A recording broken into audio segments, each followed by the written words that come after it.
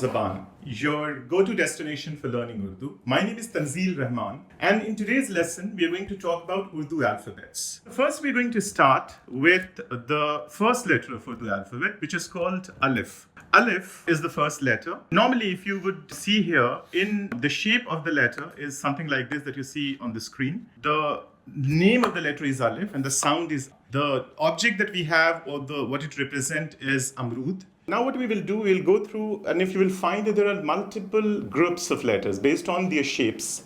So for example, we would have the second letter, which is Bay. Now in this there are multiple, so if you would see on the screen, this is the flattened shape of Bay. An important thing to see in Urdu script is this particular element that you see here, which is called a nukta. This thing which is called a nukta. Now nukta could be one or more, and the placement of nukta results into the sound that that alphabet or that letter carries.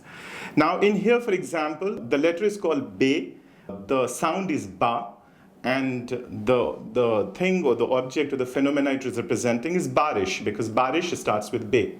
Similar to Bay, you have the letters which are similar shapes. So you have another letter which is called Pay, giving the pa sound. And for example, Patang, which comes from Pay. You will have another letter with a similar shape which is called Te. And Te, we can use Te to start the word Tala. Similar to Te, similar shape that you will find is another one which is called Te. But one thing that you will find here, that there is another special symbol which is not nukta. So if you see here, there to represent te, you have something which we will eventually figure out is called tue, which we put on the bay-like structure and it becomes te. Now te comes, you can have the sound that it will give you is ta, and the word for this would be, say, tomato. Now te is not either from Arabic or Persian. Is a very much an Indian sound, and this is one letter which may come from the Indian languages. Now similarly, if we go further on this is one group. The other letter in this group would be Se. Now this is which gives the sound Sa. For example, Sabut comes from this letter. Now these are one set of letters. Similarly, you have another shape. So for example, we will move to the next one. If you see on the screen, it's called Jeem.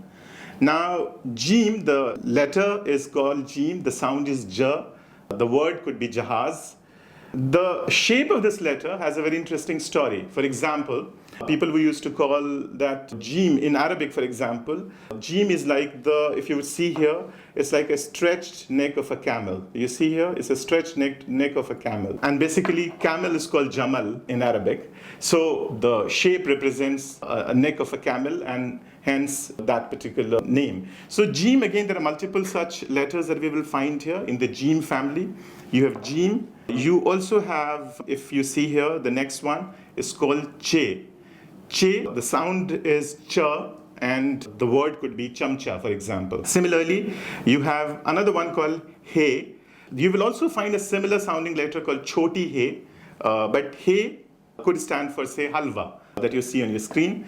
And the letter is called He, and the sound that it gives you is Ha. Another variation of the same, but you will find a nukta on the top. It's called Khe, and the Khe, you can have the word called Khargosh, and the sound that it gives you is Kha.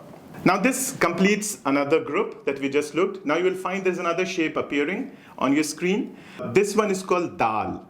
The word is called Dal, as in the name of the letter is called Dal, and the sound is the.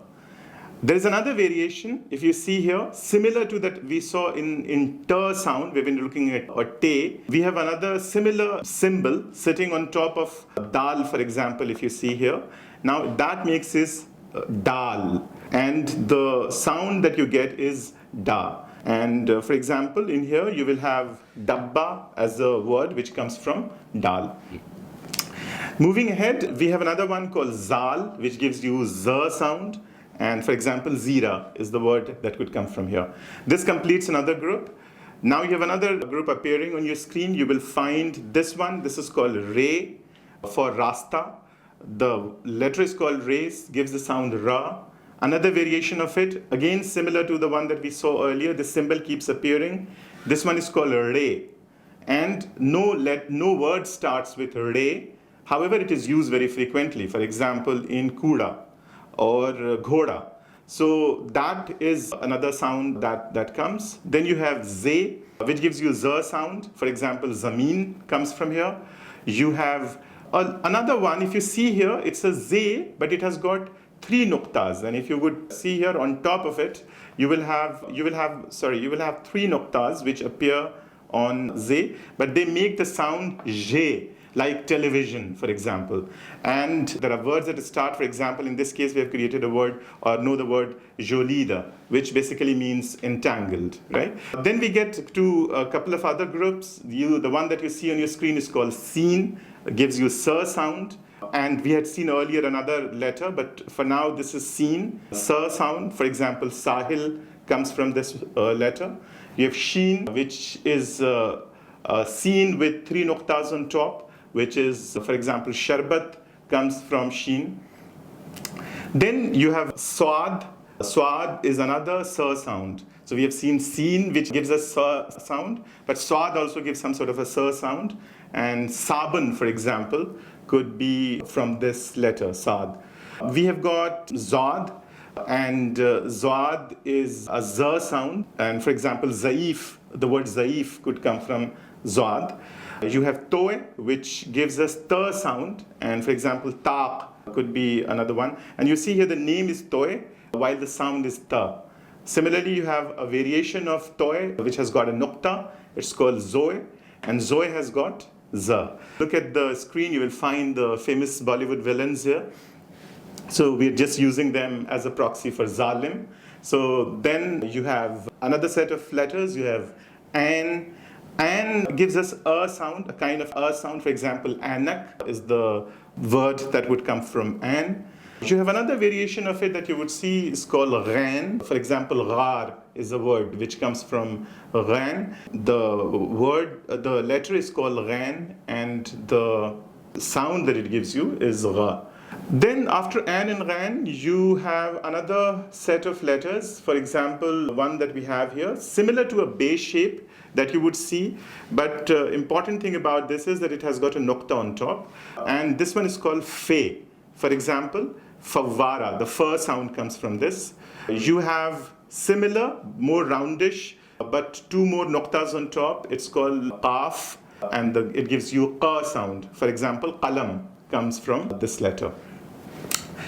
We've got a couple of other letters. For example, kaf. You see here, this one, kaf.